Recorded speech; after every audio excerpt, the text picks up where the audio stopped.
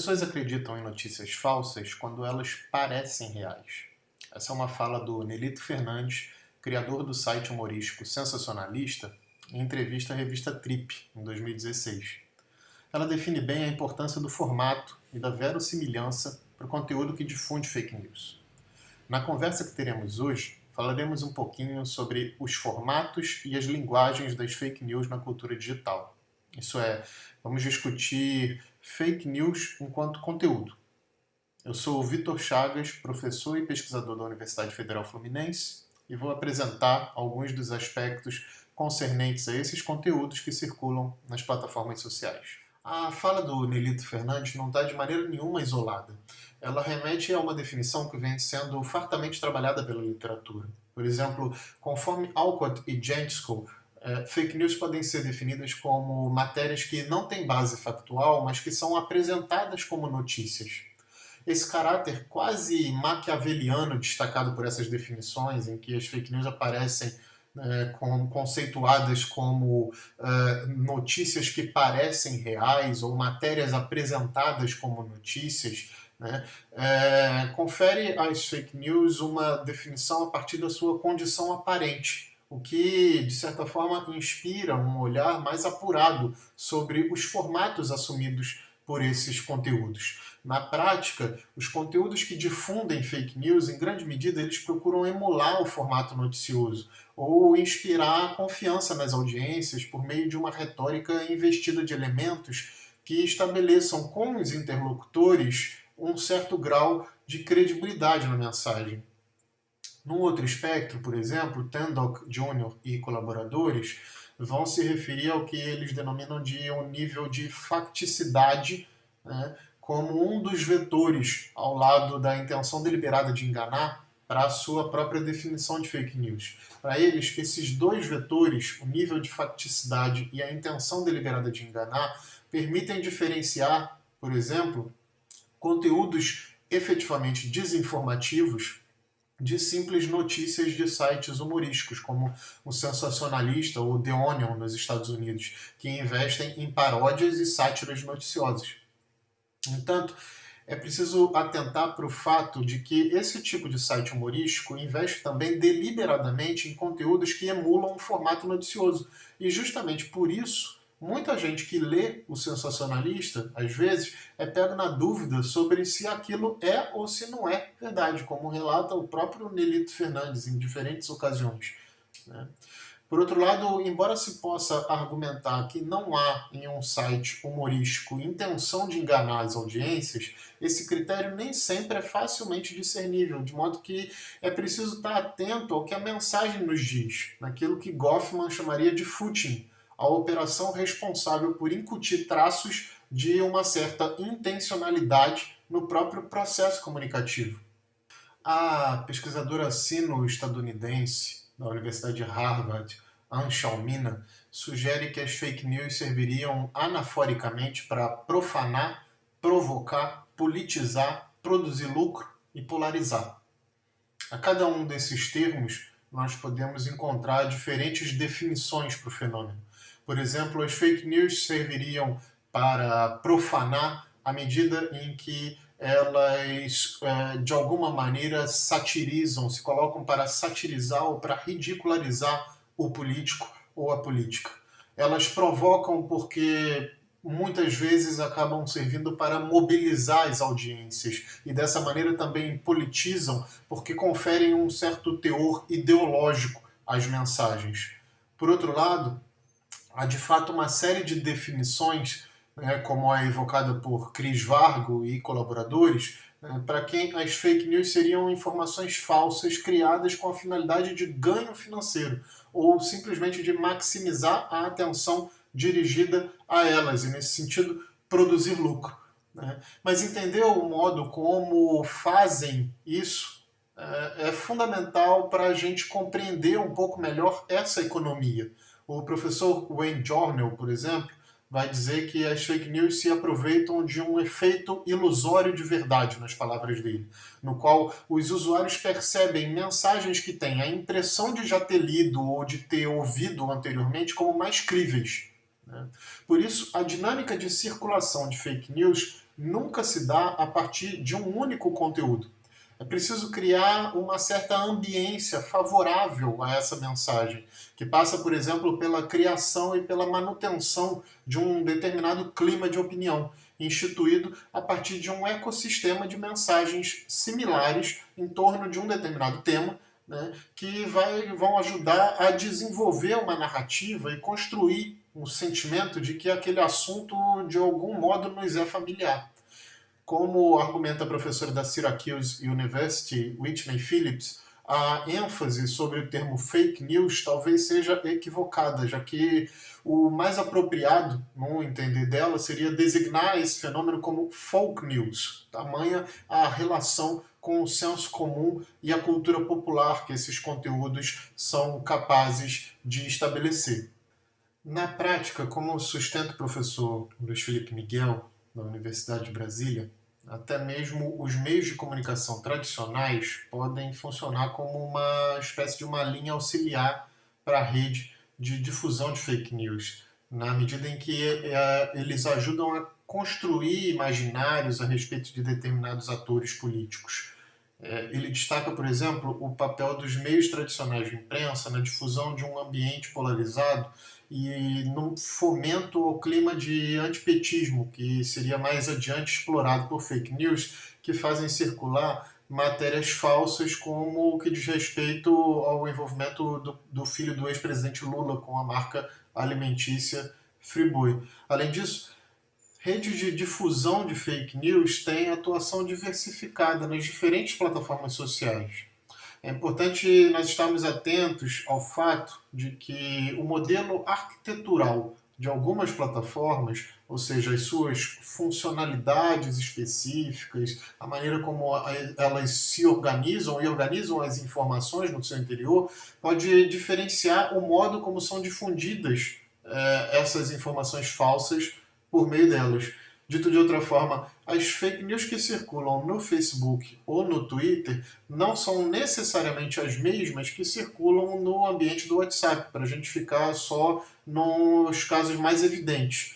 No WhatsApp, por exemplo, o ambiente opaco, que não permite a identificação da trajetória percorrida pela mensagem, nem a afiliação dos usuários aos diferentes grupos, é um dos principais fatores de entrave, que favorece o teor fartamente ideológico assumido pelas mensagens que ali circulam. Além disso, para a gente ficar só no exemplo do WhatsApp, a maioria das pesquisas sobre essa plataforma sugere que o aplicativo de mensagens instantâneas serve como uma espécie de hub para outras fontes informacionais, como youtubers e blogs que difundem fake news. Desse modo, há uma certa rede constituída a partir de um ecossistema midiático híbrido, para a gente usar a expressão cunhada pelo Andrew Chadwick, empenhada em disseminar desinformação e conteúdos de teor altamente ideológico, muitas vezes com uma atuação integrada e conteúdos produzidos just in time, ou seja, para responder a determinados acontecimentos políticos a tempos e horas. É como se um influenciador fosse acionado imediatamente para produzir uma resposta rápida em um vídeo do YouTube, que vai ganhar então uma intensa circulação no WhatsApp e logo adiante vai se tornar também meme no Twitter ou no Facebook. E é importante dizer, diga-se de passagem, que memes são um formato muito apropriado pelas redes de disseminação de desinformação, sobretudo pela capacidade que esse gênero comunicacional tem de condensar uma mensagem em tão pouco espaço e também pela relativa facilidade de criação dessas peças, notadamente a partir do uso de templates e de elementos visuais comuns, a chamada templatização das mensagens, né? A produção em escala de memes torna a difusão de fake news algo muito fácil. Por exemplo, adotando o mesmo padrão estético, ou simplesmente empregando mecanismos similares ao de geradores de memes, é muito fácil colocar em circulação conteúdos desinformativos em larga escala. Mas é bom que se diga, nem todo meme é uma fake news. Grosso modo, toda fake news procura, de uma certa forma, se apropriar de uma dinâmica de espalhamento ou de viralização para ganhar evidência. Mas nem todo meme implica em desinformação. Ao contrário, muitos memes, ainda que sintéticos e superficiais, permitem às audiências se informar sobre determinados assuntos. Ainda assim, memes e fake news conservam elementos característicos em comum. Limor Schiffman, por exemplo, pesquisadora da Hebrew University, vai definir memes como um grupo de itens digitais produzidos geralmente uns com ciência dos outros e postos em circulação por usuários nas mídias sociais. Essa definição, que à primeira vista parece muito simples, né, resume muito do que se discute em torno desse paralelo. Os memes, como as fake news, não funcionam isoladamente. Uma única imagem com legenda, um único vídeo com uma paródia, não é capaz de definir plenamente um meme. É preciso se lançar um olhar para esse fenômeno de modo conjuntivo, ou seja, colocá-lo em contexto, para que a gente enxergue como eles atuam para a construção de um clima de opinião.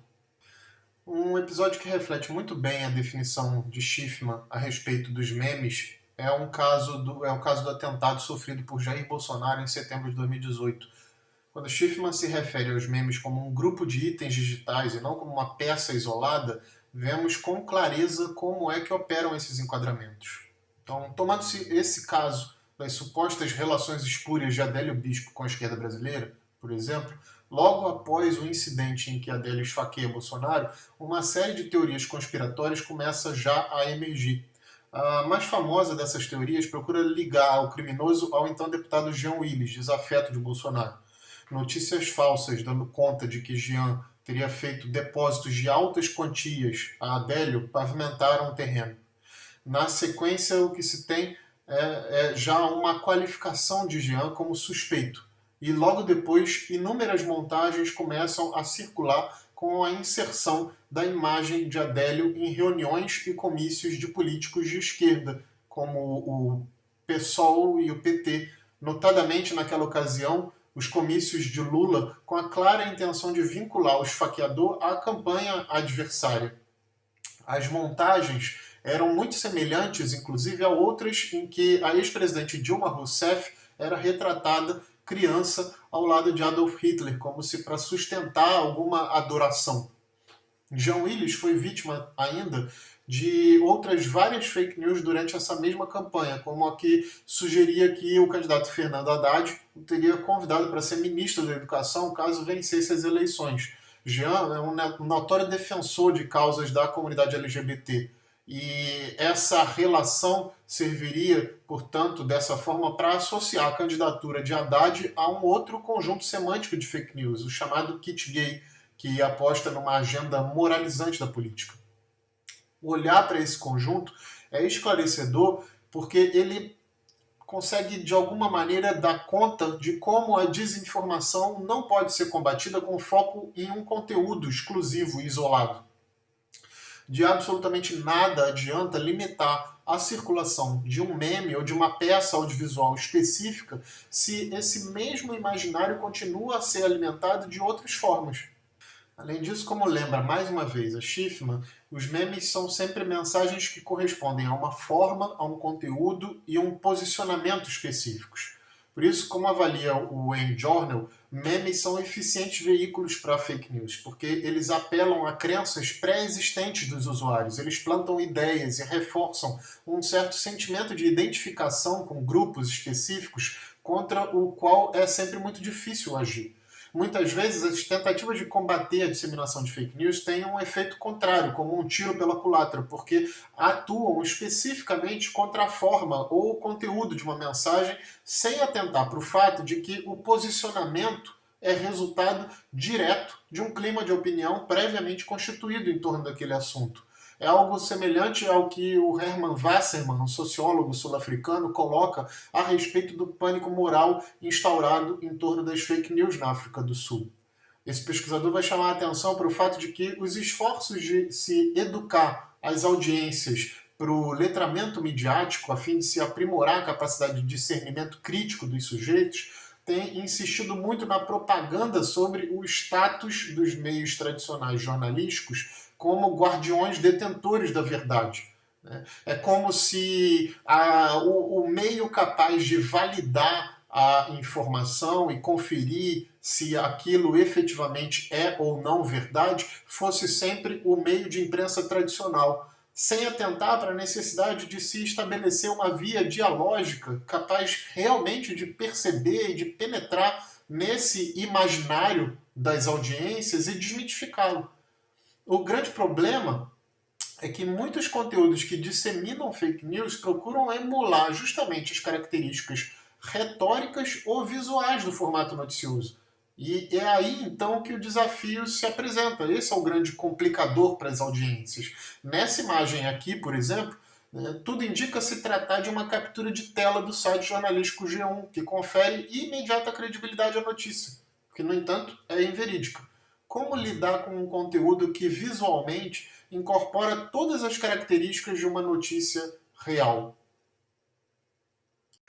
Em um outro caso recente, circulava a informação de que o ex-ministro da Justiça, Sérgio Moro, teria sido flagrado tomando um café da manhã com dois desafetos do presidente da República, o presidente da Câmara, Rodrigo Maia, e a deputada Joyce Hasselmann.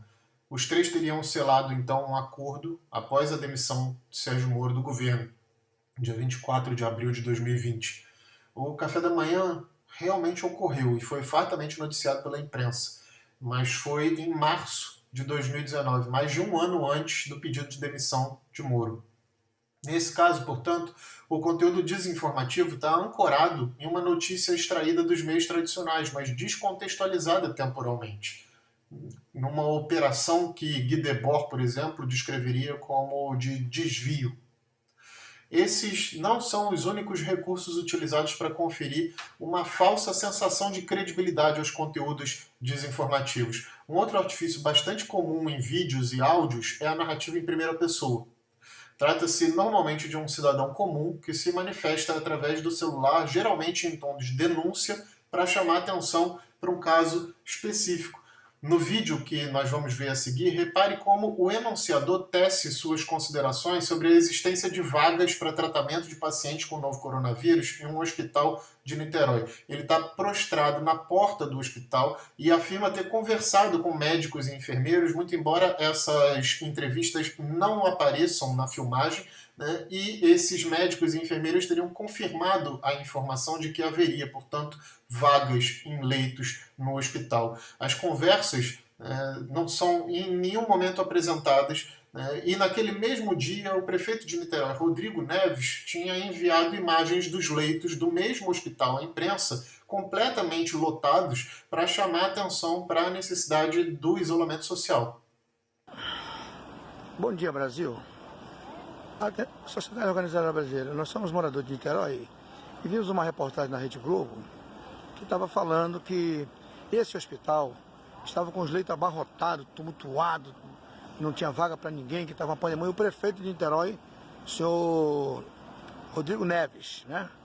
E nós vimos aqui e perguntamos aqui à Polícia Militar, que estava de plantão aqui, e os colegas falaram que não, o hospital está normal. Perguntamos ali o plantonista também, não, o hospital está normal, o hospital está normal aqui, ó. Os leitos estão tudo vazios, que eles falaram, não tem nada demais aqui, está tudo normal. Então você vê aí, fica esperto aí, você, Sociedade Organizada Brasileira, fica esperto. É tudo um teatro, o vírus existe, mata senhor de idade, mata. Mas não é isso que eles estão dizendo, não. Quando o Mandetta perdeu o comando, eles estão tentando estabelecer um novo tempo de novo, para poder ganhar tempo. Que na verdade eles querem dizer que não chegou no pico, para chegar o navio da China que o Mandetta comprou aí, cheio de máscara com o número 666, que já vem com vírus, para poder fazer a catástrofe que eles querem fazer. Lá nos Estados Unidos, eles atingiram os Estados Unidos. Então, cuidado, não compre nada de máscara 666, tá bom? Eles querem matar você, para você fazer parte da estatística e derrubarem o governo. Fica todo mundo esperto aí, brasileiros. Vocês estão muito devagar. Fica arisco, nós estamos lidando com terroristas. Para de ver a Rede Globo, hein, por favor. A Rede Globo desinforma. O vídeo é muito parecido com um outro que havia circulado semanas antes, em que um outro cidadão encontra o ex-senador Lindbergh Farias no bairro do Vidigal, no Rio de Janeiro, e discute também com ele. A legenda que acompanhava esse último vídeo dizia que o senador teria sido flagrado indo comprar drogas no morro, quando na verdade ele deixava a comunidade após uma reunião com lideranças locais de projetos sociais. Em ambos os casos, embora a imagem não traga nenhuma evidência, o discurso do enunciador ou a legenda que acompanhava o vídeo nos aplicativos de mensagem instantânea se sobrepõe a qualquer contraditório, porque a retórica em primeira pessoa tem o objetivo de tornar a mensagem incontestável, já que o enunciador, seja ele quem for, é capaz de atestar o que viu ou o que presenciou. A denúncia, nesse sentido, é sempre um componente muito forte dessas mensagens e capaz de conferir esse efeito ilusório de verdade de que o N-Journal fala para a gente. Do ponto de vista da forma, um outro elemento comum a memes de internet e conteúdos que disseminam fake news tem sido fundamental para impulsionar a desinformação: o humor e a ludicidade. Como sites humorísticos como o Sensacionalista evidenciam, não apenas é difícil discernir o que é uma sátira do que é uma notícia falsa produzida com o objetivo deliberado de enganar, como também a retórica da brincadeira é muito sedutora e muitas vezes permite que fake news sejam disseminadas como piadas, normalizando uma mentira, ou minimizando e desacreditando verdades, o que é ainda mais pernicioso. O humor é uma arma eficaz porque ele estimula e engaja as audiências, mas sob a roupagem de uma crítica bem-humorada, é possível construir cenários que estimulam a opinião pública a assumir determinados posicionamentos. Nos memes que eu apresento a seguir, por exemplo, as medidas de isolamento social e os prognósticos do Ministério da Saúde face à pandemia de Covid-19 são desacreditados por peças que, em princípio, se apresentam como imagens divertidas e despropositadas.